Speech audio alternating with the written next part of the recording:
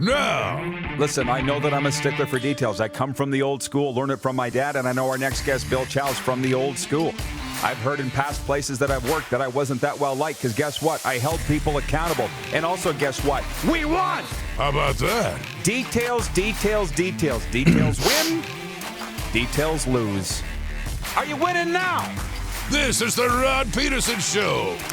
Hey, it is, and happy Tuesday, everybody. Welcome to the RP Show. For those watching on national television, Game Plus, you didn't see the ad that aired digitally for us just before we came on the air here for the Landmark Cinemas, one of our big sponsors, because the theaters, 60 movies I saw on the ad are airing in theaters that are open. And you know what I immediately thought was when we used to get on the bus after, on a road trip with the hockey team, and the guys would say, "Where are the movies?"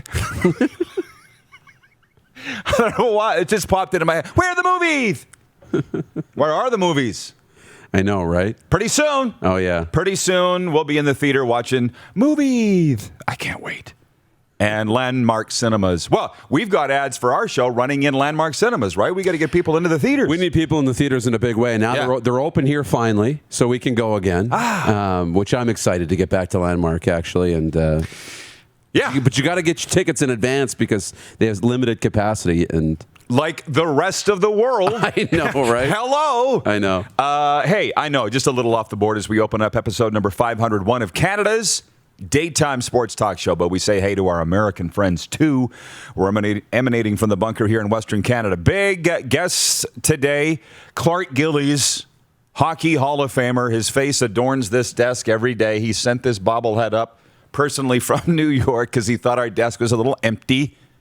Islanders great. Regina Pat's great. He'll be joining us to talk about the Islanders. Very close to moving on. Very close after beating Boston last night. Kenny Reed will join us from Rogers Sportsnet. And Andrew Gottselig from Hoop Life, a hoopster, is going to join us later on. We're going to talk a little NBA playoffs. So it's going to be big fun. And we got some really cool gifts that have showed up on the bunker here. But I'm going to save those for a little later on in the show to debut those. But let me just tell the folks that have sent them, thank you. They've been received. Let's hit the quick six show topics, please, Director Jordan. I'm with those that say Montreal Canadiens fans are annoying. I'm starting to. You're there now? Yeah, I am. And a lot of them are very close and dear personal friends of mine. But guys, you got to back off a little bit here with the 1993 talk, don't you think? Yeah. Here's the problem that I have, and it's you can apply it anywhere, but right now it's the Habs, and it's a little bit of the problem with the Leafs is you get a little taste of success, and all of a sudden you think you've earned it, and you're owed something, and that you deserve something, right? It's never deserved.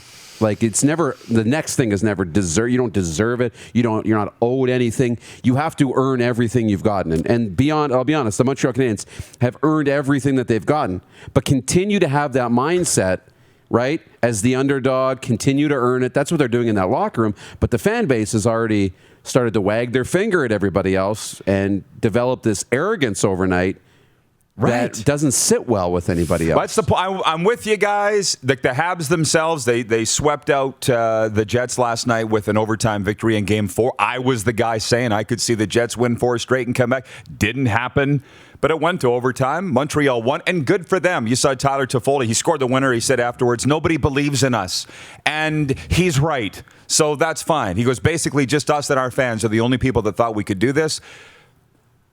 I'm just saying, pipe down. You're halfway to the goal of winning the Stanley Cup, and it's just annoying people that 93.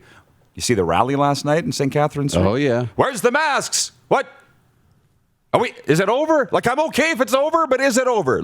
Are they breaking rules? I don't know. Can we just keep playing hockey? And by the way, the Habs will play the winner of the Colorado-Vegas series, which it's game day for the Golden Knights here. It's nighttime.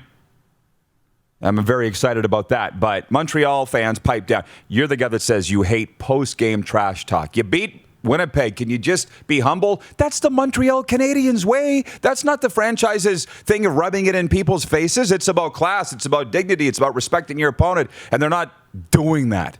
I wish they would. Celebrate.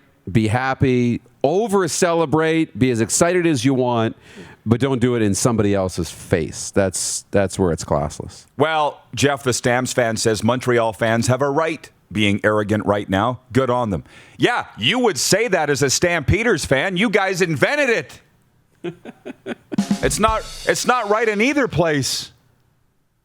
Anyways, Snowman's checking in from Carolina. He's having some pretty serious health issues, the Snowman. So if you can look him up on Facebook, Snowman in the Morning, our broadcast friend down there, our NFL insider in Carolina, help him out as he struggles right now. He's got our support behind him, of course. Anyways, I got hung up on the Montreal thing, but just act like you've been there before, because you have been there before 24 times. Point two, how about those Islanders, which we'll be talking to Clarkie about coming up here next segment. They're up 3-2 on the Boston Bruins. They beat the Bruins 5-4. And this morning, breaking news, Bruce Cassidy, the coach of the Bruins, has been dinged $25,000 by the NHL for criticizing the officials. And I went back and I read the quotes. I watched the quotes. I didn't think it was that bad. I really don't. He said, but we're playing the New York Saints, not the New York Islanders. And I love the guys that run the organization, but they're not getting the calls that we're getting. And man, is it hard for these coaches to bite their lip, especially this time of year. But I said to producer Clark in the pre-show meeting, I'm like, was it that bad? And he's like, you just can't mention officiating, period. And I love the way Peter DeBoer handled it in Vegas the other night, the coach of Canada's team, the Vegas Golden Knights. He said, it's not the officials. They're the ones dropping their sticks. Colorado, they're the ones falling all over the place. They're fooling the officials. He didn't get fined. Yeah, that was a little, but he was careful, and that was very well crafted, almost like he's got a law background. You know, he didn't criticize the officials. He criticized Colorado for not hanging onto their sticks, right? So he didn't criticize the officiating. He criticized their ability to hang on to the sticks. Hey, they're just dropping their sticks. They got to do a better job of that. But you can't criticize the officials.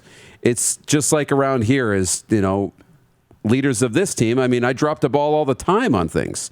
But you come into my office and tell me I've dropped the ball. You don't go out on social media and say that I'm messing up again, too. Right? Jim Noble watching on Facebook says, why do you call Vegas Golden Knights Canada's team? Because, Jim, it pisses everybody off. How about that?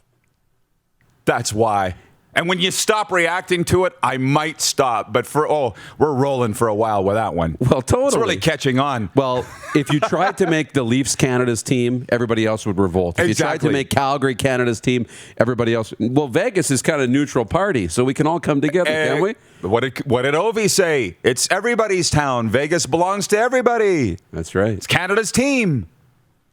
Point three. Little scoop that we broke this morning. The Saskatchewan Junior Hockey League, the local Junior A loop, of which I wrote a book on the SJHL that was a bestseller. I love that league. And we've learned this morning that the government has approved their return to play beginning September 24th. Go search them on Twitter, at the SJHL. Hopefully that extrapolates or is a parallel to your province's Junior A league and how they can play.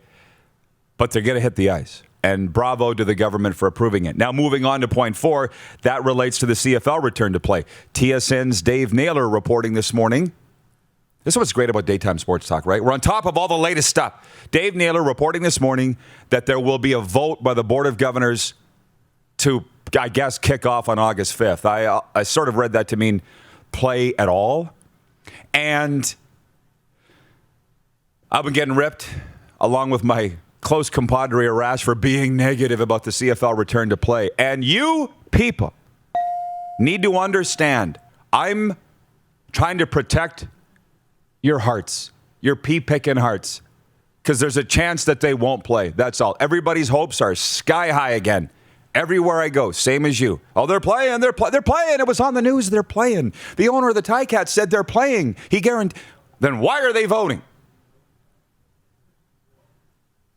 I'm talking to a lot of people in this league right now, and I'm just getting 50-50 that they're playing and not that they're not playing, but the hurdles are so high, they're going to be very hard to overcome. And because the government's approved the Saskatchewan Junior Hockey League playing does not mean that they're going to approve the Canadian Football League playing, because it's largely about crowd size, in my opinion.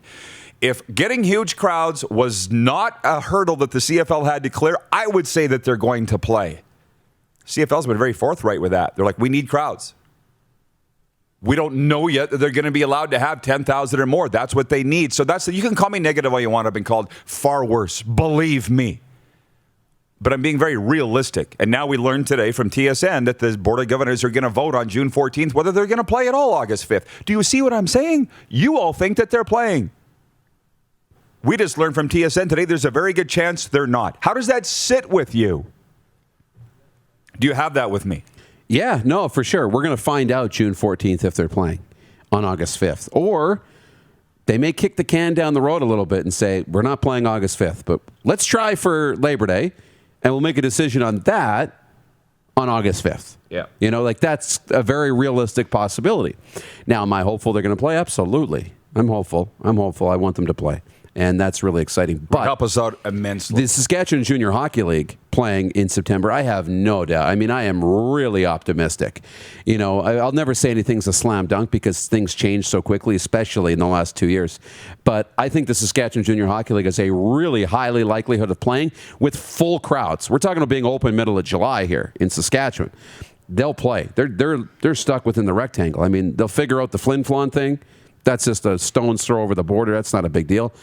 But, you know, the Western Hockey League is completely different, and the CFL is completely different when you're talking about all these different jurisdictions. So June 14th will be a big day. Actually, there's a story on the Canadian Press that I was reading this morning. I just saw the headline, but it was that not all athletes are exempt from the border exemption for the NHL in Canada. What it said, this is an NHL-only thing, but it doesn't extend to other leagues. Other sports, other, athletes. No, they'll have to have their own plan presented and approved, right? So let's sprinkle in some viewer comments here. Hey, what do you say? Let's do it. From Randy P. watching on YouTube, he says, awesome to hear about the SJ. My son will be playing in the SJ this upcoming season. Can't wait. They're going, and they confirmed what my scoop was like an hour later. The government's approved the SJHL returning to play September 24th. Jordan Ewart on YouTube says fans for SJHL and WHL games. It's looking that way.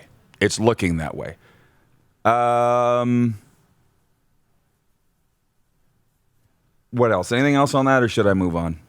It's got people going. It does have people going. I think that's exciting. The Dub has a little bit, a few more hurdles. They don't want to do, I don't know that they want to do an East Division and Alberta hub. They're not going to do it. They don't want to do that again.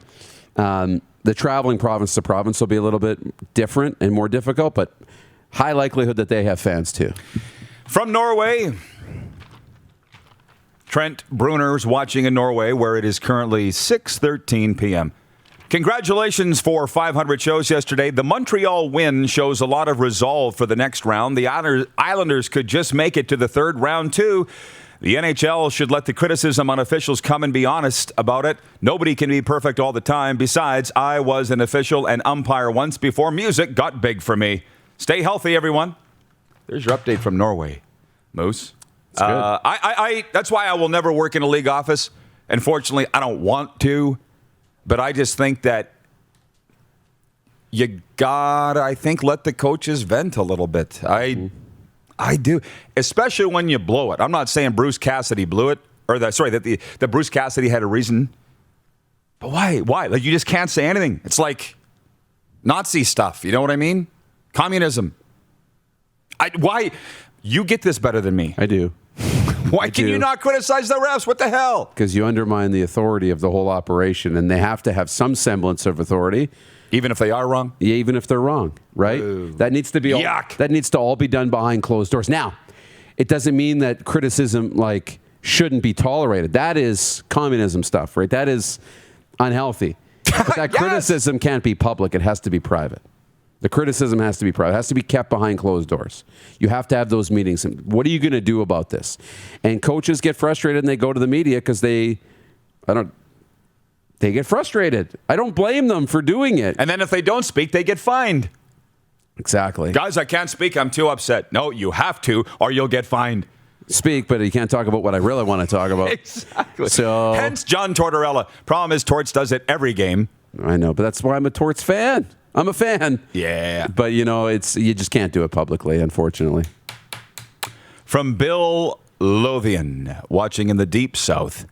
Good morning, RP gang. Islanders definitely got the Bruins scrambling, and Les Canadiens will rep Canada. My guess is they won't last long in the next round. Come on, Rain. It's coming. Danny Ewan, watching from the Energy Capital, says the SJHL season starts September 24th, ending with the Centennial Cup in Estevan, Saskatchewan. Hashtag Go Bruins Go. Hashtag Estevan, not Boston. If you know, you know. That's good. If you know, you know. So the poll question today on this Habs stuff is, will you cheer for the Montreal Canadiens the rest of the way? The poll questions for Capital Automall Universal Collision Center, and 51% of you saying yes, they will. As long as my team's alive, which is the Vegas Golden Knights, I won't be cheering for Montreal. And incidentally, they're going to be going head-to-head next round, so clearly I'm not cheering for Montreal. But if they knock out Vegas, I would probably cheer for Montreal. Maybe not. I mean, I got the Islanders picked to be in the Stanley Cup final, as you recall. I know. Back from months ago. That's right. And I got Ebbs there, so I think I voted no. I got to vote no. What are you voting? I haven't voted yet. Probably no. I mean, I'm a real big fan of now Vegas and Colorado, both of those teams. I think whoever comes out of that series will have my support. Yeah. But I mean, I cheer for good stories. This Montreal Canadiens story is amazing. It's very good. This is destiny stuff. This is the origin of hockey, and them doing it is and they're doing it not as a powerhouse.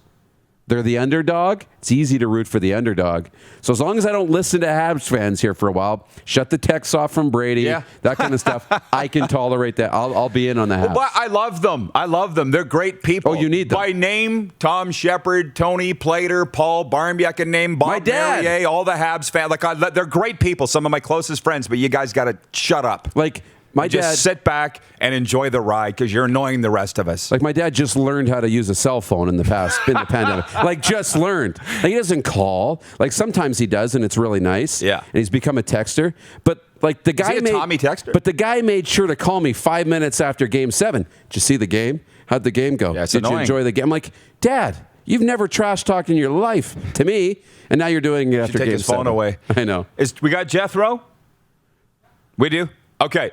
The Warmup brought to you by eCall Electric, your complete electrical distributor with locations in Regina, Estevan, Swift Current, Yorkton, and Moose Jaw, Saskatchewan. eCall Electric, let's get to work. We're going to Long Island next with Hockey Hall of Famer Clark Gillies. You're watching the RP Show on Game Plus television network across all 10 provinces in 31 states, including the Empire State. We're live daily on YouTube and Facebook and 24-hour sports radio for Suds Full Service Car Wash at rodpedersen.com. You're watching Rod Pedersen On Demand. For more of The Rod Pedersen Show, visit rodpedersen.com or follow Rod Pedersen on social media.